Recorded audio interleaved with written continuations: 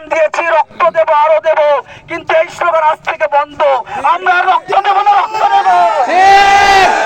যারা পরিকল্পিতভাবে আমাদের ভাইদের রক্ত নেওয়া শুরু করেছে, যারা খুনে মেতে উঠেছে, তাদের কাছে আমরা এই পবিত্র শরীরে রক্ত বিলিয়ে দেব না।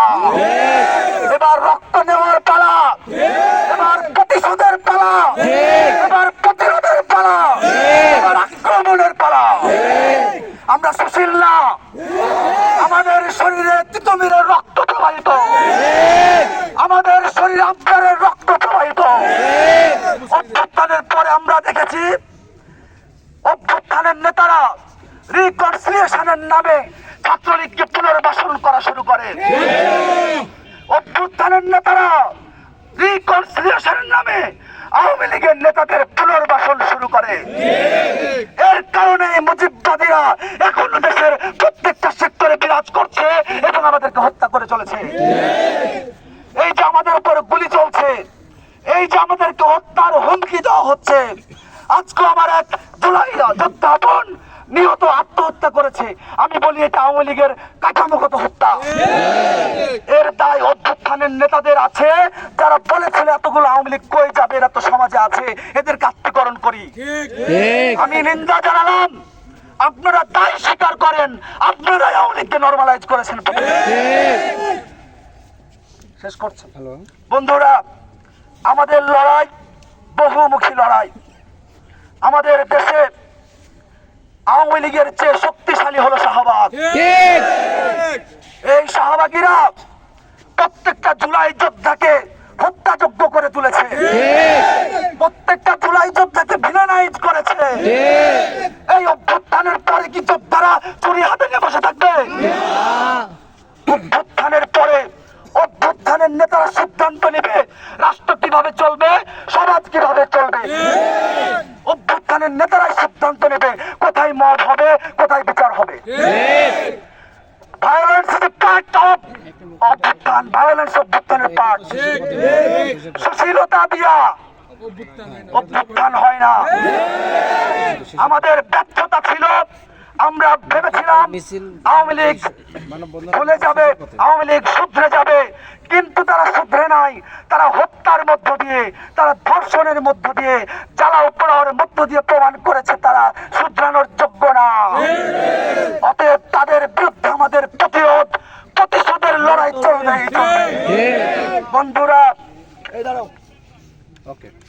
আমরা দেখছি প্রত্যেকটা মিডিয়া হাউসে আওয়ামী লীগের কথিত বুদ্ধিজীবীদের, শাহবাগের কুশলিপদের, শাপলা হত্যাকাণ্ডের কুশলিপদের ডেকে ডেকে তাদের মাধ্যমে আওয়ামী লীগকে নরমালাইজ করা হচ্ছে। আমরা ঘোষণা দিচ্ছি, যদি কোনো মিডিয়া আওয়ামী লীগের কথিত বুদ্ধিজীবী, কোন শাহবাগী, কোন শাপলা হত্যাকাণ্ডের কালপিটদের যদি মিডিয়া হাউসে ডাকে, সেই মিডিয়া হাউস ঘেরাও হবে। বন্ধুরা, অভ্যুত্থান পরবর্তীতে প্রক্সি ইন্ডিয়ান পলিটিক্স চলছে, ইন্ডিয়ার প্রক্সি পলিটিক্স চলে।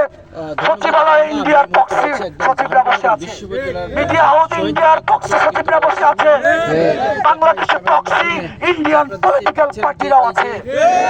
এদের বিরুদ্ধে আমাদের লড়াই চলবে। আমাদের অন্যতম শত্রু হলো দিল্লি, যারা কখনোই চাই না আমরা শান্তিতে থাকি, যারা কখনোই চাই না বাংলাদেশ স্থিতিশীল থাকুক। অতএব যারা বিদেশে বসে বাংলাদেশের স্থিতিশীলতা নষ্ট করতে চাইবে, যারা বিদেশে বসে আমাদের ভাইদের হত্যার পরিকল্পনা করবে এবং যারা জুলাই যোদ্ধাদের হত্যা করবে, তাদেরকেও আমরা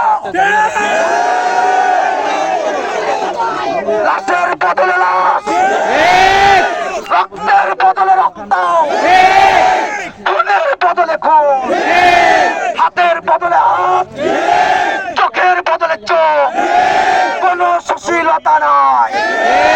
যারা আমাদের আইন শেখাতে আসবে, যারা আমাদেরকে মগবাজ বলবে, তাদের গলা চেপে ধরবেন। ওদেরকে তুলে আন্দোলন সময় আমরা পাই নাই। প্রত্যেকটা সুশীলের বিরুদ্ধে, গণহত্যাকারীর বিরুদ্ধে, শাহবাগের বিরুদ্ধে, দিল্লির বিরুদ্ধে আমাদের লড়াই চলবে না, চলবে না, চলবে না, চলবে না।